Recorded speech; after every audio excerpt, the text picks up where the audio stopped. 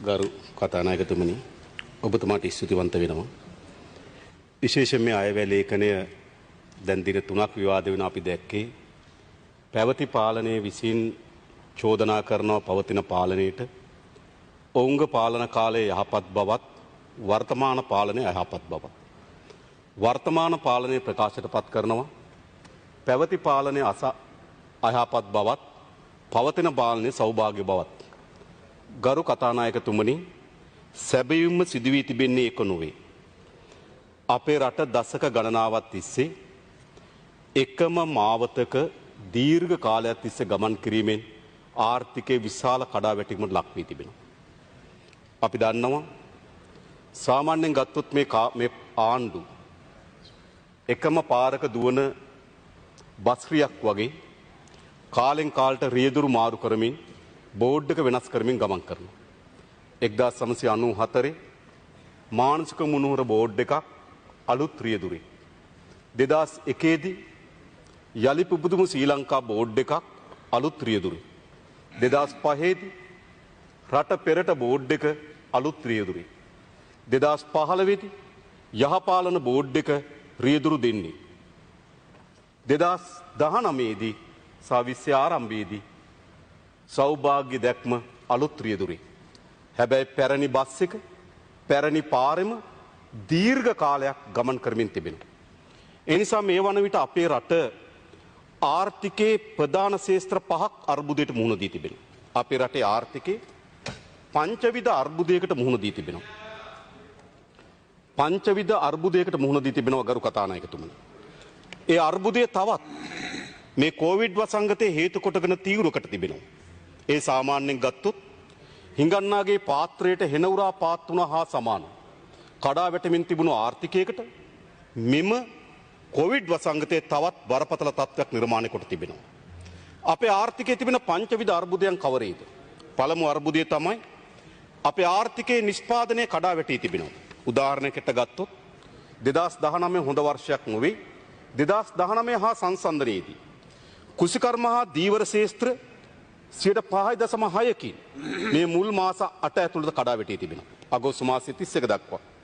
තේ නිෂ්පාදනයේ මේ මුල් මාස 8 ඇතුළත 27.5කින් බිඳ වැටී තිබෙනවා. රබර් නිෂ්පාදනයේ මේ මුල් මාස 8 ඇතුළත 8.7කින් බිඳ වැටී තිබෙනවා. කරදිය දීවර නිෂ්පාදකයේ මේ මුල් මාස 8 ඇතුළේ 8.1කින් කඩා වැටී තිබෙනවා. මිරිදිය නිෂ්පාදනයේ මිරිදිය මත්ස්‍ය නිෂ්පාදනයේ 14.4කින් කඩා වැටී තිබෙනවා. කාර්මික නිෂ්පාදනය 7.8කින් කඩා වැටී තිබෙනවා. ඒ කියන්නේ නිෂ්පාදන අර්බුදයක් අපේ රටේ තිබෙනවා. තවත් පැහැදිලි කරොත් ගරු කතානායකතුමනි. අපේ රටේ අවශ්‍ය වෙන සීනි වලින් 91.4ක් අපි පිටරටින් ආනයනය කරනවා. අපිට අවශ්‍ය වෙන අර්ථාපල් වලින් 58.3ක් අපි පිටරටින් ආනයනය කරනවා. අපේ වියලි මිරිස් වලින් 77.6ක් පිටරටින් ආනයනය කරනවා. ලොකු ලුණු අවශ්‍යතාවෙන් 2019 වසරේ 92ක් පිටරටින් ආනයනය කොට තිබෙනවා. බඩිරුඟු අවශ්‍යතාවෙන් 29ක් පිටරටින් ආනයනය කොට තිබෙනවා. මුංගට අවශ්‍යතාවෙන් 64ක් පිටරටින් ආනයනය කොට තිබෙනවා. කුරක්කන් අවශ්‍යතාවෙන් 42ක් පිටරටින් ආනයනය කොට තිබෙනවා. සෝයා බෝංචි අවශ්‍යතාවෙන් 78ක් පිටරටින් ආනයනය කොට තිබෙනවා. මොකද රට සිදු වී තිබෙන්නේ? දශක ගණනාවක් තිස්සේ එකම මාවතක ගමන් කරපු මේ ආර්ථිකය අපේ රටේ නිෂ්පාදනය මුළුමනින්ම බිඳවට්ටවා තිබෙනවා. මේ අලුත් ආර්ථිකයක් නොවේ. මේ අලුත් ආර්ථික දැක්මක් නොවේ. මහින්ද රාජපක්ෂ ගරු අගමැතිතුමා මුදල් අමාත්‍යවරයා හැටියට 11 වෙනි අයවැය ලේඛනයේ නියෝජ්‍ය අමාත්‍ය කබ්‍රාල් මැතිතුමා අවුරුදු 10ක් මහ බැංකුවේ අධිපතිවරයා. ඒ වගේම ජනාධිපති ලේකම්වරයා මුදල් අමාත්‍යාංශයේ ලේකම්වරයා හැටියට දීර්ඝ කාලයක් කටයුතු කර තිබෙනවා. ඒ ත්‍රිත්වය තමයි මේ අයවැය ලේඛනයේ අදත්. ඒ නිසා පසුගිය අසාර්ථක ගමන් මගම තවත් දිගු කාලන අසාර්ථක ගමනකට ගෙන යන බව තමයි පෙන්눔 කර තිබෙන්නේ. පළමු කොටම නිෂ්පාදනයේ කඩා වැටි. දෙක ගරු කතානායකතුමනි අපේ රාජ්‍ය ආදායම හීනවීමේ ගැටලුව මේ විසඳුම සොයාගත යුතු නැද්ද? 2019ට සාපේක්ෂව 2019 මුල් මාස 8ට සාපේක්ෂව අපේ රටේ ආණ්ඩුවේ ආදායම 24කින් කඩා වැටී තිබෙනවා. 2019 මුල් මාස 8 රාජ්‍ය ආදායම බිලියන 1205ක් වෙනකොට 2020 906.4යි 24කින් කඩා වැටී තිබෙනවා. ඒ වගේම අපේ රටේ වියදම ගරු කතානායකතුමනි අපි විශාල ආදායම් වියදම් පිළිබඳ ගැටලුවකට මුහුණ දී තිබෙනවා. උදාහරණයකට ගත්තොත් තමුන්නාන්සේලා අපේක්ෂා කරනවා 2021 වසරේදී 2021 වසරේදී ආණ්ඩුවේ වියදම බිලියන 4991යි. ආදායම බිලියන 1994යි. ඒ කියන්නේ රාජ්‍ය වියදමෙන් 39%යි ආණ්ඩුවේ ආදායම බවට පත් වී තිබෙන්නේ. 2020 දී රාජ්‍ය වියදම බිලියන 4718යි. ආදායම බිලියන 1555යි. බිලියන 1555ක ආදායමක් ලබා ගැනීම බිලියන 4718ක වියදමක් කරනවා. ඒ කියන්නේ රජයේ වියදම මා සංසන්දනය කළ බලනකොට රජයේ ආදායම 32%යි. මේ බිලියන 1555 ලැබෙන්නේත් නැහැ. ගරු කතානායකතුමනි, අගෝස්තු මාසේ 31 දක්වා ආදායම ලැබී තිබෙන්නේ බිලියන 906යි. ඕනනම් මේ අගෝස්තු මාසේ නම් මේ මාස හතරට තව බිලියන 450ක් ලැබි. ඔක්කොම ගත්තොත් බිලියන 1350ක් වේවි. 1350යි. රජයේ මුළු ආදායම 2020 බිලියන 1350ක් වෙනකොට රජයේ වියදම බිලියන 4418යි. ඒ කියන්නේ රජයේ වියදමෙන් ආදායම 28යි. ඒ කියන්නේ 728ක් උපයනකොට 700ක් වියදම් කරන්න සිදු වී තිබෙනවා. ඉතින් මේ ආර්ථිකයේ සහපත්. ඒ නිසා මේ රාජ්‍ය ආදායම කඩා වැටීම විශාල ලෙස අර්බුදයක් නිර්මාණය කොට තිබෙනවා. ඒ අර්බුදය තවත් තීව්‍ර කරනවා ගරු කතානායකතුමනි මේ රාජ්‍ය ආයතනවල සිදුවන පාඩුව. උදාහරණයක් හැටියට ගත්තොත් රාජ්‍ය ආයතන 52ක් තිබෙනවා. මේ රාජ්‍ය ආයතන 52කින් රාජ්‍ය ආයතන 31ක්ම පාඩු ලබනවා. මේ පළමු මාස 8යි ගරු කතානායකතුමනි මේ පළමු මාස 8යි ඒ කියන්නේ අගෝස්තු මාසේ 31 වෙනිදා දක්වා මාස 8 රාජ්‍ය ආයතනවල පාඩුව ගරු කතානායකතුමනි බිලියන 80යි. මිලියන 79871යි. මුල් මාස 8 රාජ්‍ය ආයතන බිලියන 80ක් පාඩු ලබනවා. ඉතුරු මාස 4ට බිලියන 40ක් පාඩු ලැබුවොත් බිලියන 120යි. ඒ කියන්නේ මේ රාජ්‍ය ආයතන ටික මේ අවුරුද්දේ ලබන පාඩුව බිලියන 120යි කොච්චර ප්‍රමාණයක්ද ගරු කතානායකතුමනි? මා ඔබතුමාට පෙන්눔 කරන්නම් එම පාඩුවල ස්වභාවය. විශේෂයෙන් ගත්තොත් ලංකා විදුලි බල මණ්ඩලය මිලියන 31000 පාඩු ලබලා තිබෙනවා මේ මුල් මාස 8ට. ඉතිරි මාස 4ත් පාඩුව එකතු වුණොත් ගරු කතානායකතුමනි වළක්වන්න බැරි විදිහටම මිලියන 45000ට වඩා වැඩි වෙනවා විදුලි බල මණ්ඩලයේ පාඩුව. හැබැයි ගිය අවුරුද්දට වඩා පාඩුව ටිකක් අඩු වෙලා තිබෙනවා. ඒ විදුලි උත්පාදනයේ අඩුවීම හා ඩීසල් මිල පහළ වෑම. හැබැයි මිලියන 45000ක පාඩුවක් විදුලි බල මණ්ඩලය ලබන මේ අවුරුද්දේදී. කනිත් තෙල් නීතිගත සංස්ථාව ඔබතුමා මට කාලේ ඔව්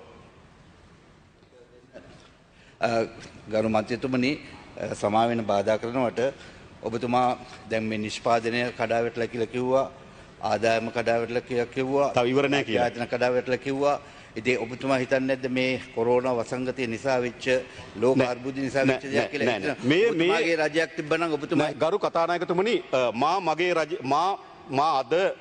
මා පළමු කොටම ගරු කතානායකතුමා අද උත්සාහ කරන්නේ මේ පංචවිධ අර්බුදයත් මේ අර්බුදයට ආණ්ඩුව ලබා තියෙන විසඳුම් වල තිබෙන අසාර්ථකත්වයක් පෙන්눔 කරන්න මුදල් අමාත්‍යාංශ විවාදය අවසන් දිනේදී පැවැත්වෙනවා. ඒ අවසන් දිනේදී මෙම අර්බුදයෙන් ගොඩ ඒම සඳහා වැඩපිළිවෙල කුමක්ද කියලා මා කියන්නේ. මේ ගරු කතානායකතුමනි මාස 3ක 4ක කොවිඩ් වසංගතයකින් ආර්ථිකයක් කඩා වැටෙනවා නම් එයින් පෙන්눔 කරන්නේ අපිට ආර්ථිකයක් නොතිබුණු බව. අවුරුදු 4ක එහෙම ආර්ථික කඩා වැටෙන්නේ නැහැ. මතක තබා ගන්න. මේ දිගු කාලන මූණ දී තිබෙන අර්බුදය මා කලිනුත් කිව්වා හිඟන්නාගේ පාත්‍රයට හෙනවුරා පාත් වුණා වගේ මේ කොවිඩ් වසංගතය මෙම අර්බුදය තීව්‍ර කොට තිබෙනවා. හැබැයි පාත්‍රය හිස්. හිඟන්නාගේ පාත්‍රය රට. මේක ඇත්ත. එයා ලංකාවේ පාඩුව ගරු කතානායකතුමනි. එයා ලංකාවේ මේ වසරේ පාඩුව දැනට මිලියන 36000යි. ඉතිරි මාස 4ත් මිලියන 18000ක විතර පාඩුවක් ලබනවා. ආසන්න වශයෙන් ගත්තොත් මිලියන 55000ක පාඩුවක් ලබනවා එයා ලංකා සමාගම. මේ ඔක්කොම එකතු කරපුවහම පාඩුව කොච්චරද? රාජ්‍ය ආයතන 31ක පාඩුව මේ මුල් මාස 8ට මිලියන 80000ක් වෙනවා. තව 40000ක් වුණොත් මිලියන 120000යි.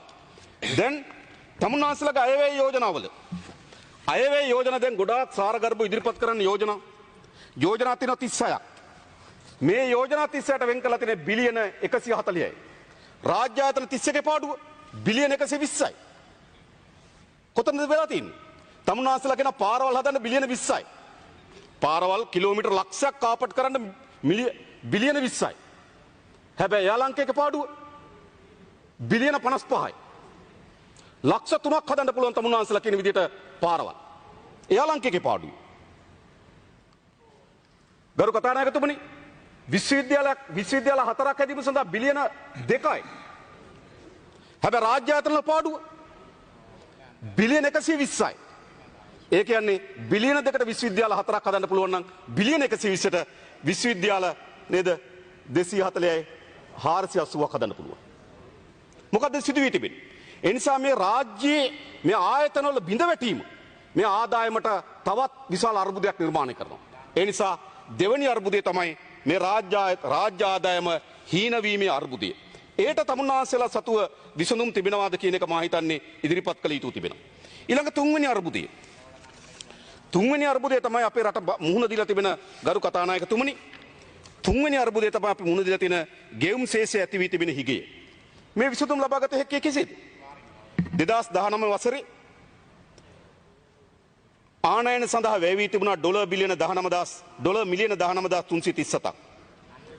අපනයනන් තිබුණ ඩොලර් මිලියන 11940යි. ඩොලර් මිලියන 7997ක. ඩොලර් බිලියන 8ක වෙළඳ ශේෂයේ හිගයක් තිබුණා 2019.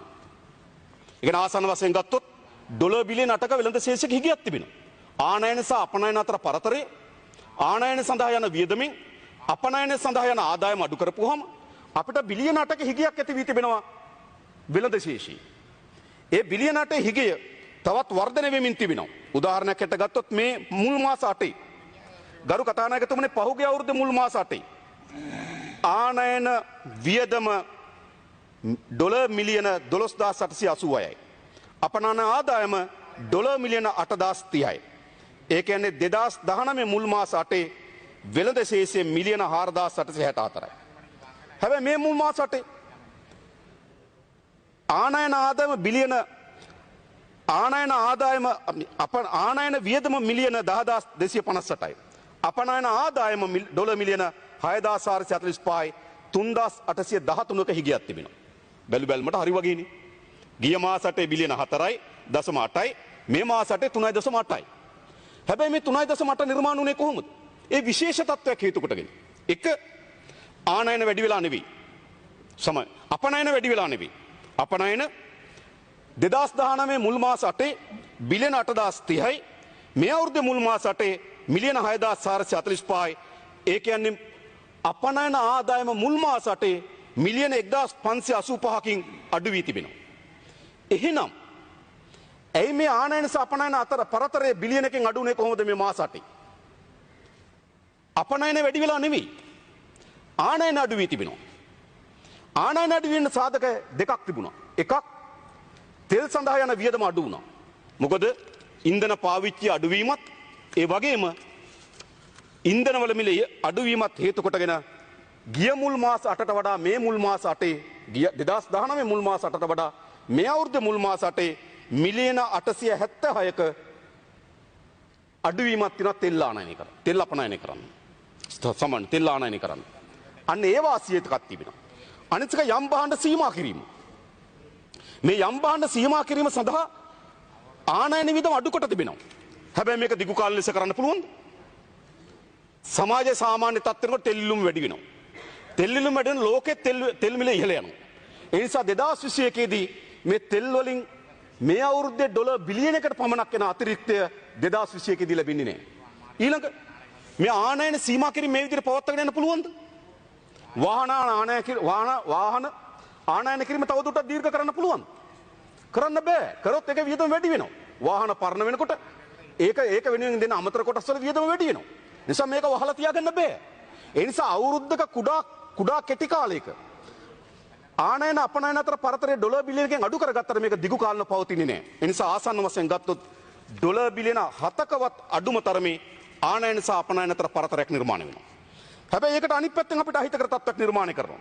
විශේෂයෙන්ම සංචාරක ව්‍යාපාරය. සංචාරක ව්‍යාපාරය ගිය අවුරුද්දේ ඩොලර් බිලියන 3.6ක් අපිට ලැබුණා. හැබැයි මේ අවුරුද්දේ ලැබිලා තියෙන්නේ ඩොලර් මිලියන 956යි. උපරිම ඩොලර් බිලියනයක් ලැබී. එන සංචාරක ව්‍යාපාරයේ ඩොලර් බිලියන 3.6 මේ අවුරුද්දේ ඩොලර් බිලියනයක් දක්වා අඩු වෙනවා. ඩොලර් බිලියන 2.6ක හිගයක් එතන නිර්මාණය කරනවා. ඊළඟ ගත්තොත් විදේශ රැකියාවලින් මම හිතනවා මේ අවුරුද්දේ යම් ප්‍රමාණයකට විදේශ රැකියා ගිය අවුරුද්දේ ලැබිච්ච ආදායමම ලැබෙන්න පුළුවන්. උදාහරණයකට ගත්තොත් ගිය අවුරුද්දේ මුල් මාස 8 විදේශ ශ්‍රමිකයන්ගේ ලැබුණු ආදායම ඩොලර් මිලියන 4414යි. මේ අවුරුද්දේ ලැබුණු ආදායම මුල් මාස 8 4346යි. සිට 1.5ක වගේ කුඩා අඩුවීමක් තියෙනවා. හැබැයි මේ අවුරුද්දේ මේක යම් ප්‍රමාණයක් ලැබුණත් ලබන අවුරුද්ද මීට වඩා අඩු වෙනවා. දැනටමත් 40000ක් රස් අත්තර ලැබිලා තියෙනවා. තවත් ලක්ෂ ගණනක් එන්න බලාගෙන ඉන්නවා. ඒ රැකියාව අහිමිවෙමින් තිබෙනවා. ඒ නිසා ගත්තොත් විදේශ ශ්‍රමිකයන් හදා ලැබෙන ආදායමත් සංචාරක ව්‍යාපාරයෙන් ලැබෙන ආදායමත් ගරු කතානායකතුමනි ආනයන අපනයන පරතරයක් ගත්තොත් විශාල ගෙවුම් ශේෂයේ හිගයක් නිර්මාණය කරනවා. ඊට තවත් අතිරේක ලෙස බල කරනවා. ආසන්න වශයෙන් ගත්තොත් අපිට ඩොලර් බිලියන 6ක ණය වාරිකයක් ලබන අවුරුද්ද ගෙවිය යුතු තිබෙනවා. සාමාන්‍යයෙන් ගත්තොත් මාසෙකට ඩොලර් මිලියන 300ත් 400ක් විතර ප්‍රමාණයක් ණය ගෙවිය යුතුයි. විශේෂයෙන්ම ජුනි මාස වෙනවා තව ඩොලර් බිලියන 1 බැඳුම් කරය සම්පූර්ණ වෙනවා. ඒතර ගත්තොත් ආසන්න වශයෙන් ගත්තොත් ඩොලර් බිලියන 5ත් 6ත් අතර ණය වාරිකයක් ලබන අවුරුද්ද ගෙවිය යුතුයි. ඒ වෙනුවෙන් ඩොලර් බිලියන 6ක් අපිට අවශ්‍යයි. ආනයන සහ අපනයන අතර පරතරය ඩොලර් බිලියන 8ක්වත් වෙනවා. එහෙනම් තව 14ක් අවශ්‍යයි. 8යි 6යි 14යි. හැබැයි අපිට තියෙන කොච්චරද? අපිට තියෙන කොච්චරද? සංචාරක ව්‍යාපාරයෙන් එකක් හම්බ වෙයි. සංචාරක මේ පාර 7.2ක් ගෙව්වා. ඒකත් මම ගෙවපු විදිය කියන්න. ගරු කතානායකතුමනි මහ බැංකු වාර්තා සෑම වාර්තාවකම අපිට පෙන්눔 කරනවා අගෝස්තු මාසයේ 31 වෙනකොට අපේ රටේ විදේශ සංචිතය 6.7ක් තිබුණු බව. හැබැයි සැප්තැම්බර් 31 වෙනකොට. හැබැයි තමුන්නාසලා ඔක්තෝබර් මාස පළවෙනිදාකින් පස්සේ කියන්නේ. එයි විදේශ සංචිතය තිබුණ අපිට 6.7ක්. හැබැයි ඔක්තෝබර් මාසේ පළවෙනිදා අපි ඩොලර් බිලියනක් ගෙවුවේ ඒකෙන් 5.7 දක්වා අඩු වී තිබෙනවා. එහෙනම් විදේශ සංචිතය ඉන්නේ 5.7යි. කොහොමද අපි ගෙවන්නේ? අපි ඩොලර් බිලියන 14ක් උපය ගන්න ඕන. අතිරේක වශයෙන් සංචාරක ව්‍යාපාරයෙන් අපිට ඩොලර් බිලියනක් උපරිම අපිට විදේශ ශ්‍රමිකයන්ගේ ඩොලර් බිලියන 8ක් ඒවි උපරිම ඩොලර් බිලියන 9යි ඒ ඩොලර් බිලියන 5ක් හිගයි. කොහොමද මේ පහ සපුරගන්නේ? කොහොමද සපුරගන්නේ? ඒ නිසා මේ ගෙවුම් ශේෂය අපි ඇති වී තිබෙන අර්බුදයක් තිබෙනවා. මේ අර්බුදයට විසඳුම් ඕන. එක නිෂ්පාදන කඩා වැටීම, දෙක රාජ්‍ය ආදායම අඩුවීම, තුන ගෙවුම් ශේෂයේ හිගය. හතරවෙනි අර්බුදය තමයි ගරු කතානායකතුමනි ණය අර්බුදය. මේක අපේ රටේ ප්‍රධානතම අර්බුදය බවට පත් වී තිබෙනවා. මා මේවා වෙන වෙනම කැඩුවට මේ එකිනෙකාට නිෂ්පාදනය කඩා වැටීම, රාජ්‍ය ආදායම අඩුවීම, ආනයන අපනයන වෙළඳපොළ ඇති වෙන පරතරය මේ සියල්ල එකට සම්බන්ධ වෙමින් තිබෙන්නේ. මේ සියල්ල බර අවසානට එකතු වී තියෙන්නේ කොතෙන්ද? ණයට. උදාහරණයකට ගත්තොත් ගරු කතානායකතුමනි ආණ්ඩුවේ වාර්තාවල කියන 2013 අවසන් වෙනකොට අපේ ණය ප්‍රමාණය බිලියන 13013යි. 13031යි. ට්‍රිලියන 13යි. අපේ ණය ප්‍රමාණය. හැබැයි තමුන්නාන්සේලා 2020 අපේක්ෂා කරනවා. බිලියන 2775ක් ගන්න.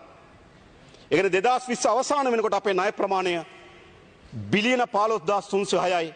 ඒකේ ට්‍රිලියන 15.3 දක්වා ඉහළ යනවා.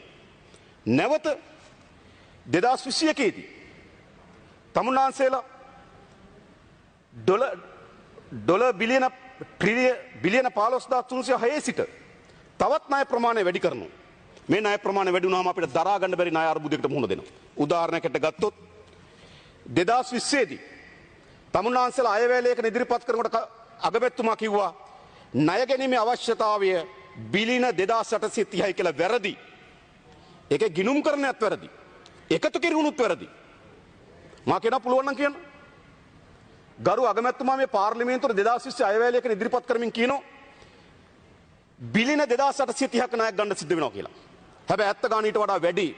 ගිණුම් ගලපුවත් ගරු කතානායකතුමනි ගන්න වෙනවා බිලියන 3163ක්. ඊට පස්සේ බිලියන 2997ක් මේ අවුරුද්ද ගන්න අපේක්ෂා කරනවා. ඒ කියන්නේ 2020 2021 වසර දෙක සඳහා පමණක් අපි ණය ගන්නවා බිලියන 6160ක්. ඒ කියන්නේ ට්‍රිලියන 6.1ක්. අවුරුද්දයකට ණය ගන්නවා. ට්‍රිලියන 6.1ක්. බිලියන 6000ක්. ගරු කතානායකතුන් මේ රටේ මුළු ආර්ථිකයම කොච්චර තිබෙන්නේ? මේ රටේ මුළු ආර්ථිකයම තිබෙන්නේ ඩොලර් බිලියන 80යි. ඩොලර් බිලියන 80ක් තියෙන ආර්ථිකයක් තියෙන රටක වසරකට ණය ගන්නවා. වසරවල් දෙකකට ණය ගන්නවා රුපියල් බිලියන 6160ක්. ඒ කියන්නේ ඩොලර් බිලියන 80ක් තියෙන රටක තමයි අපි මේ ණය ගන්නෙ. නැත්තම් කියන්න පුළුවන් අරේ අපිට වඩා ණයයි. මේ ඒ රටවල ආර්ථිකය ලොකුයි. ඩොලර් බිලියන 80ක කුඩා ආර්ථිකයක් තියාගෙන වසරවල් දෙකකට රුපියල් බිලියන 6180ක රුපියල් ට්‍රිලියන 6ක ණයක් දරා ගන්න පුළුවන්ද මේ ආර්ථිකයට? ඒ විතරක් නෙවෙයි ගරු කතානායකතුමනි. මේ ප්‍රශ්නේ මොකද්ද තවත් අපි බැලුවොත්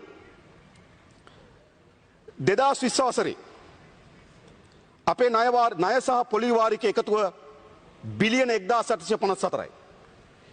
පොලි වාරිකයේ බිලියන 866යි. ණය වාරිකයේ බිලියන 988යි. මුළු පොලි සහ ණය වාරිකය බිලියන 1854යි.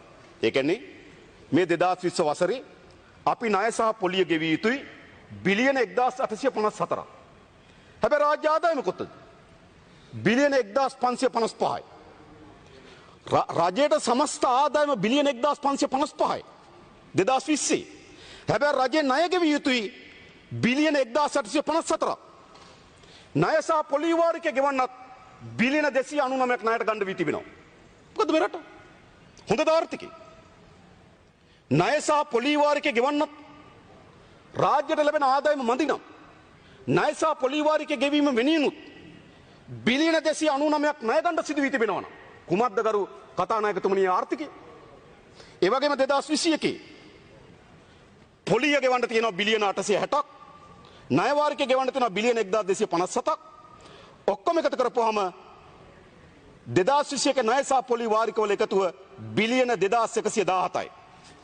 අපි 2021 ලබන වර්ෂේ ණය සහ පොලි වාරිකය ගෙවිය යුතුයි බිලියන 2117ක්. ආණ්ඩුවේ ආදායම බිලියන 1994යි. රජයේ සමස්ත ආදායම එද බහණ්ඩාගාරයට බදු ගහලා දඩ ගහලා විවිධ ලයිසන් ගාස්තු අය කරලා මේ ඔක්කොම කරලා රජයේ බහණ්ඩාගාරයට එන්නේ බිලියන 1994යි 2021. හැබැයි ණය සහ පොලිය ගෙවිය යුතුයි බිලියන 2117ක්. ඒ කියන්නේ රාජ්‍ය ආදායම ප්‍රමාණවත් නැහැ ණය සහ පොලි වාරිකය ගෙවන්න. 2021 ණය සහ පොලි වාරිකය ගෙවීම සඳහා පමණක් ණයට ගන්න ඕන බිලියන 223ක්. අනිත් සියල්ල අධ්‍යාපනයට, කර්මාන්තයට, දීවර කර්මාන්තයට, සේවාවන්ට, සෞඛ්‍ය සේවාවන් මේ සියල්ලටම වියදම් කරන්න වෙලා තිබෙන්නේ ණයවලින්. මේ ආර්ථික අර්බුදයක් නෙවෙයිද? අපි තමුන්නාන්සලගෙන් අහනවා. ඒ වගේම ඒකේ තවත් භයානක තත්ත්වයක් තිබෙනවා. ගරු කතානායකතුමනි, ආණ්ඩුවේ වාර්තාවම පෙන්눔 කර තිබෙනවා මේ 2020 වර්ෂයේදී රජයේ මුළු ණයවලින් 47%ක් විදේශීය ණය. ඒ කියන්නේ අපේ විදේශීය ණය ප්‍රමාණය ඩොලර් බිලියන 35.3ක්. 2020 වෙනකොට අපේ රටේ මුළු විදේශ ණය ප්‍රමාණය ඩොලර් ණය ප්‍රමාණය ඩොලර් බිලියන 35.3යි. ඒ 35.3නුත් 42.6ක් ස්වරි බැඳුම් කරවල අරන් තිබෙන්නේ. ඒ බැඳුම් කර අරන් තියෙන ප්‍රමාණය ඩොලර් බිලියන 15ක්. එඳා විදේශ ණය ප්‍රමාණය ඩොලර් බිලියන 35.3ක් වෙනකොට අපි ස්වරි බැඳුම් කර අරන් තියෙන ඩොලර් බිලියන 15ක්. මේවා ඉතා වේගෙන් ඉක්මනින් කල් පිරලා අපි ගෙවිය යුතු ණය. ඒ නිසා මේ ණය කොහොමද ගෙවන්නේ? ඒ නිසා අපේ රට විශාල ණය අර්බුදයකට මුහුණ දෙමින් තිබෙනවා.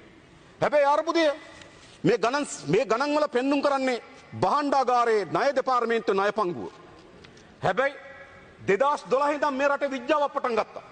ඒ 2012 ඉඳන් පටන් ගත්ත ගණිත විද්‍යාව තමයි සංඛ්‍යාත්මක විද්‍යාව තමයි රාජ්‍ය ආයතන වල ණය වෙනම දැම්මා. ඒක රජයේ ණයට එකතු වෙන්නේ නැහැ.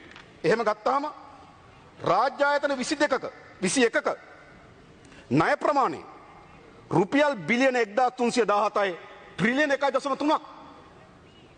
ට්‍රිලියන 1.3ක් රාජ්‍ය ආයතන ණය. ඒ ණය වලින්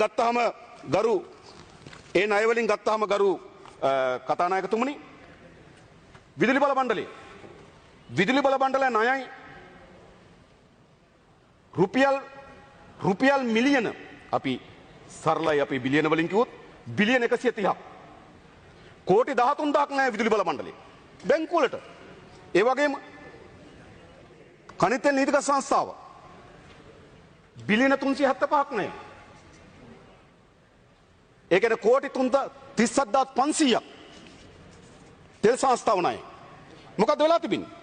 රටේ මුළු ආර්ථිකයම රාජ්‍ය ණය පමණක් නෙවෙයි ට්‍රිලියන 1.3ක බිලියන 1300කට අධික මුදලක් රාජ්‍ය ආයතන 21කින් ණය බර දරනවා. ඒකේ ප්‍රධානම ප්‍රශ්නේ තියෙන එතන නෙවෙයි ගරු කතානායකතුමනි. මේ ණය වලින් වැඩි පංගුව කාටද? දැන් අපි කියන ලංකා බැංකුව, මහජන බැංකුව මේ සේවාවන් සඳහා ආයෝජන වැඩි කරන්න දිරි දෙන්න කියලා කියනවා.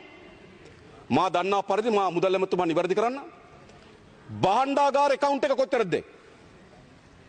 භාණ්ඩාගාරය අද දුවන්නේ ඕඩි වලින් බැංකු අයිරාවකි. එහෙම නෙවෙයිද? ආසන්න වශයෙන් ගත්තොත් ගරු කතානායකතුමනි බිලියන 500ක බැංකු අයිරාවකින් දුවන්නේ. ඒ නිසා මේ බිලියන 500 සපයලා තියෙන මොකද රාජ්‍ය බැංකු. ඒ රාජ්‍ය බැංකු වලින් තැන්පත් වලින් තමයි භාණ්ඩාගාරය දුවන්නේ. බිලියන 500ක බැංකු අයිරාවක් තියෙනවා. එහෙම නැත්නම් කවුන්ට් එක හරියට කියන්න. ඒතර ඕඩි එකකින් දුවන ආණ්ඩුව. භාණ්ඩාගාරය දුවන්නේ ඕඩි account එකකින්. බිලියන 500ක ඕඩි එකක් තියෙනවා.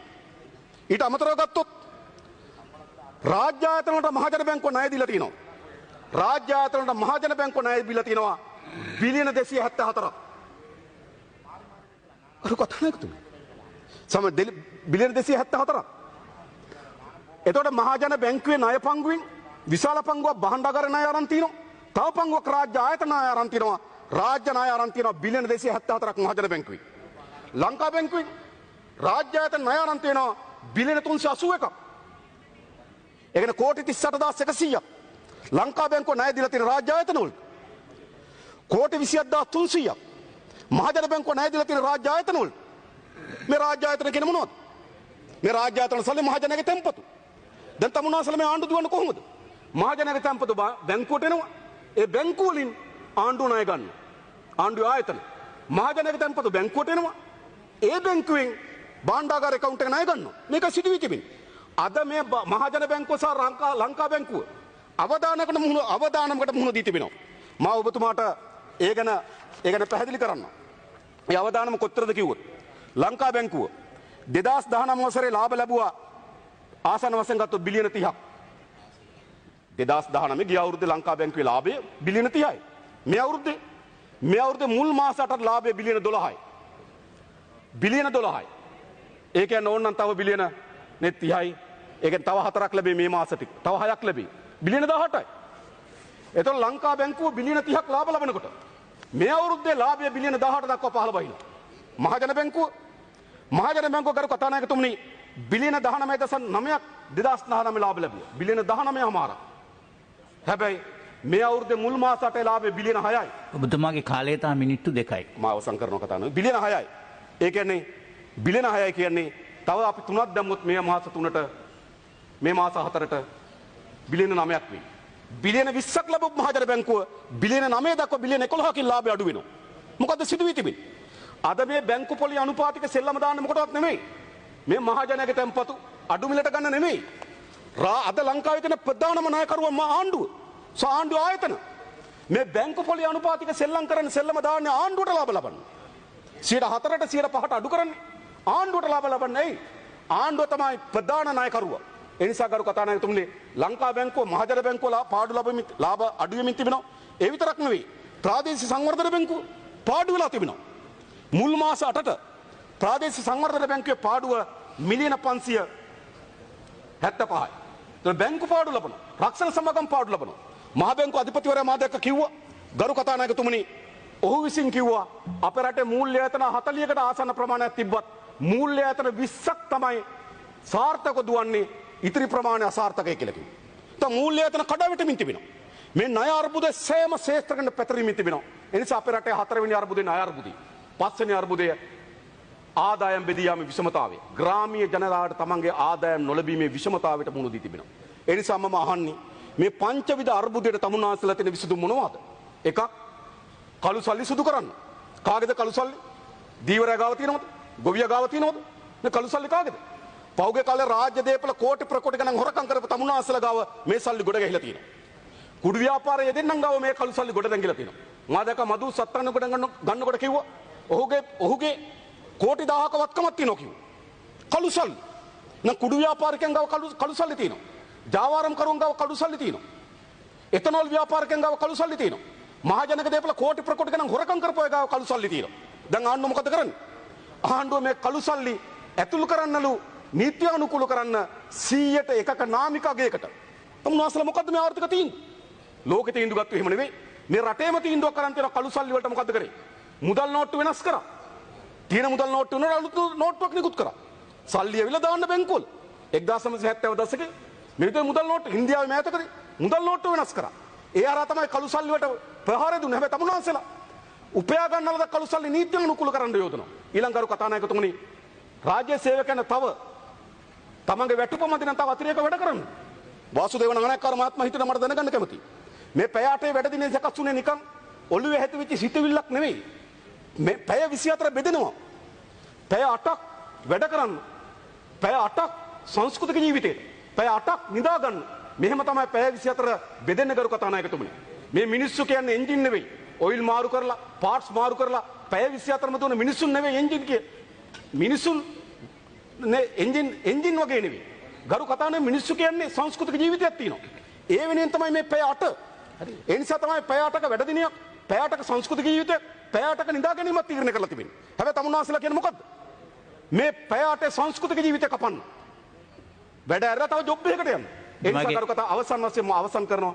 ඒ නිසා තමුන්නාසලාගේ ආර්ථික උපාය මාර්ග සම්පූර්ණ වැරදි. අවසාන වශයෙන් කරු කතානායකතුමනි අපි දන්නවා ටයිටැනික් නෞකාව ගිලෙනකොට අයිස්බර්ග් එකකින් අයිස් කන්දේ ටයිටැනික් නෞකාව හැප්පිලා පැය 2යි විනාඩි 40කට අධික කාලයක් ගියා ඒ නැව සම්පූර්ණම ගිලෙන්නේ. හැප්පුණු විගස ගිලුන්නේ පැය 2යි විනාඩි 40කට වැඩි කාලයක් ඒ නැව ගිලෙන්න ගියා. හැබැයි ඒ නැව ගිලෙනකන් ටයිටැනික් නෞකාවේ බෑන්ඩ් එක ප්ලේ කරා සෙල්ලම් කරා. නැව ගිලෙනකන්. දැනුත් ගරු කතානායකතුමනි එදා අයිස් කන්දේ හැප්පිලා ටයිටැනික් නෞකාව ගිලෙනකොට එහි බෑන්ඩ් එක නැව මුහුදුපත් වෙනකම් බෑන්ඩ් ගැහුවා වගේ මේ ආර්ථිකයේ මේ ආණ්ඩුව යනු ටයිටැනික් නෞකාවේ බෑන්ඩ් එක. හරි. බොහොම ස්තුතියි. ඩග්ලස් දේවානන්ද මන්තුමා වසන්ත අප බණ්ඩාර මැතිතුමා මූලාසනයට.